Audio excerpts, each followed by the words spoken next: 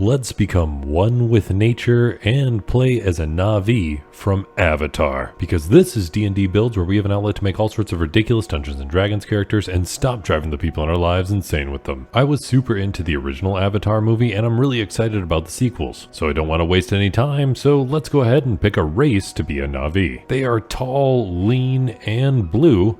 So there's actually a perfect race for this in D&D from the Guildmaster's Guide add-on called a Vidalcan. They're actually described as tall and slender and are often depicted as blue, so this works pretty perfectly. They have some unique features, including Vidalcan Dispassion, giving them advantage on all intelligence, wisdom, and charisma saving throws, which is frankly a little overpowered right from the start, and they also get Tireless Precision, giving them proficiency in one skill and one set of tools. So we're going to grab Medicine to know more natural ways of healing, and to further that even more, we're going to grab proficiency in an herbalism kit. Then the last notable feature they get is partially amphibious, so they can breathe underwater for up to an hour, which really helps to connect to the sequel to the original Avatar, Avatar: The Way of Water. Then when it comes to a background, you're really in touch with nature, so that really fits with an Outlander. This gives us skill proficiencies in athletics and one other skill that we get to choose, so we're going to go with animal handling. Then it's time to jump into some starting stats. Using point buy from the player's handbook and using the abilities from Tasha's Cauldron of Everything to allocate racial ability score increases to whatever we want, we're going to go ahead and take our strength, bump it up to 12 just to keep it a little bit above normal, but still not crazy overpowered,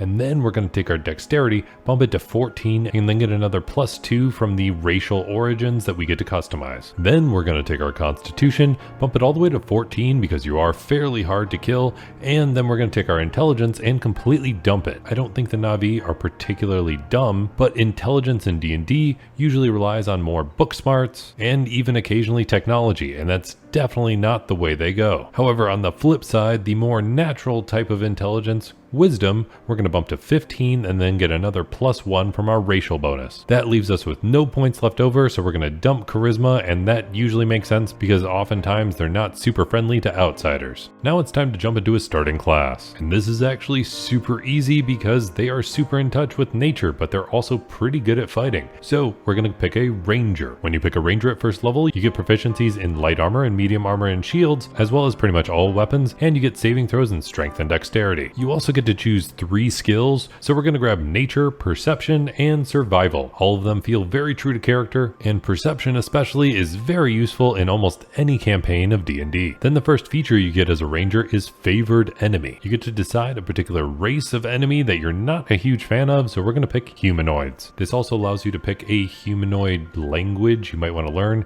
and since basic common doesn't really help, we're going to grab Dwarvish, because dwarves tend to do a lot of mining, and the whole concept of the original Avatar movie was that humans were trying to mine unobtainium, which is one of the least creative choices for a name of a metal. Then you also get the feature Natural Explorer, allowing you to choose a particular type of terrain you're especially comfortable in, and most of the original movie takes place in a forest, so we're just going to pick forest. Then at second level of ranger, you get a fighting style, and we're going to pick archery, because we very often see lots of archery in the movie. This gives you a +2 bonus to attack rolls when using ranged weapons, increasing your accuracy by a considerable amount. Additionally, at second level, you get some spell casting. You only learn 2 spells at this level, and since this would be very early levels, we're going to keep your connection to certain animals a little more minimal and just grab Animal Friendship. And then just to boost up your combat capabilities a little bit, we're also going to grab Hunter's Mark. Then at third level of ranger, you get to learn 1 more spell, so we'll grab Beast Bond just to connect with animals a little more closely using that weird cord thing that you have. Then also at third level you get Primeval Awareness, allowing you to use a ranger spell slot to sense other creatures around you. Then the last thing you get from level 3 of ranger is you get to choose a ranger conclave, also known as a subclass. And considering your connection to the animals, I was tempted to grab Beastmaster, but some of the particular creatures that you are very well connected to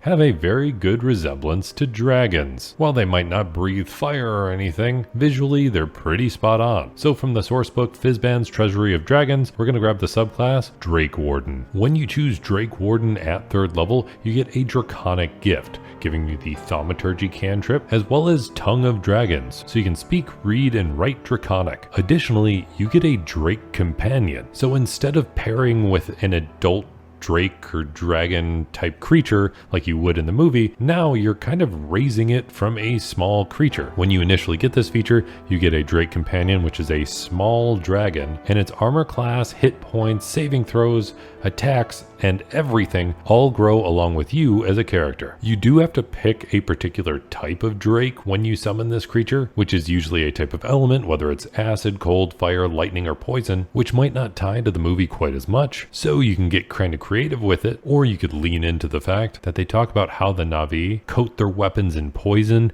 and we can just lean into that by making the draconic essence poison, giving the Drake immunity to that type of damage, but also granting them infused strikes to deal that type of damage. And I know there's a lot of stats to keep track of when it comes to having a Drake, so if you need help with that, you can always feel free to check out my Patreon, linked in the description down below, where I break down all of my builds on D&D Beyond and give it to all of my patrons, like my especially awesome player character patrons Keelon, Lumiere97, the Dino21, Salvador, and Yaksha Senpai. Then going above and beyond that is my Dungeon Master level patrons who I actually play D&D with: Benjamin, Daniel Galvin, Devin Happy, Eric Wade, GameSteak, Michael, Ramirez Games, and Tristan Bennett. And then finally going above and beyond everything else, my all-time god tier level patron, Kilo. He goes above and beyond anything I could ever imagine, and I cannot thank him enough. And now let's jump back into the build, because at 4th level of Ranger you get an ability score improvement, so we're going to go ahead and boost up our dexterity by 2 points because that helps most Ranger things. And then at 5th level of Ranger you get an extra attack, which is important for any sort of physical combat character. Additionally, at 5th level you get to learn one more spell, which can be up to a 2nd level spell slot now. So we'll go ahead and grab Beast Sense because you are very connected to the senses of the beast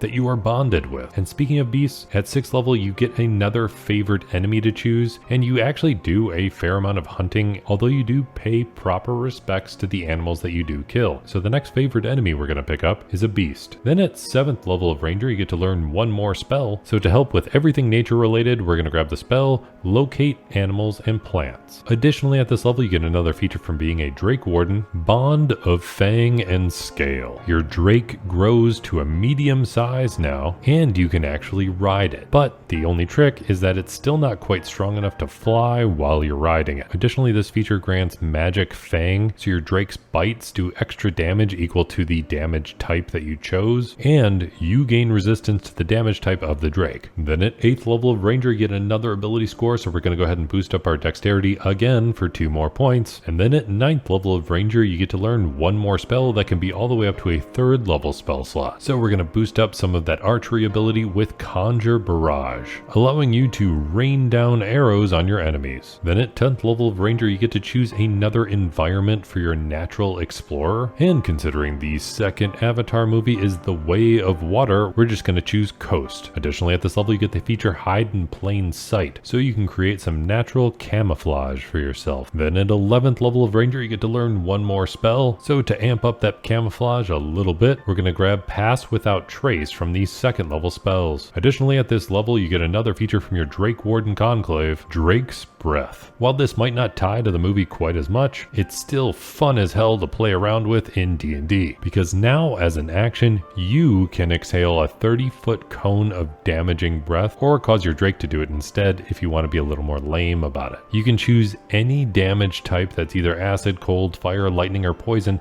and it doesn't have to match the Drake's draconic essence. It deals 8d6 damage of that type, but it does force a dexterity saving throw, and if they pass they only take half damage, but it's still a considerable amount of damage. And this damage increases to 10d6 when you hit 15th level of Ranger. Then at 12th level of Ranger you get another ability score improvement, so we're going to boost up our Wisdom by 2 points because that helps everything else related to being a Ranger. And then at 13th level you get another spell that can be up to a 4th level spell slot, so we're going to grab the spell Freedom of Movement, which can be pretty helpful in a lot of scenarios. Then at 14th level you get to choose another favored enemy, and since we already covered humans and we already covered beasts, I was thinking about how the humans are often in those mech suit things. So the other favorite enemy we're going to choose is constructs. Then the last feature you get at this level is vanish, allowing you to take the hide action as a bonus action on your turn, and you can't be tracked by any non-magical means unless you choose to leave a trail. Then at 15th level of Ranger, you get to learn one more spell, and since there isn't very much that is higher level that really still fits this theme,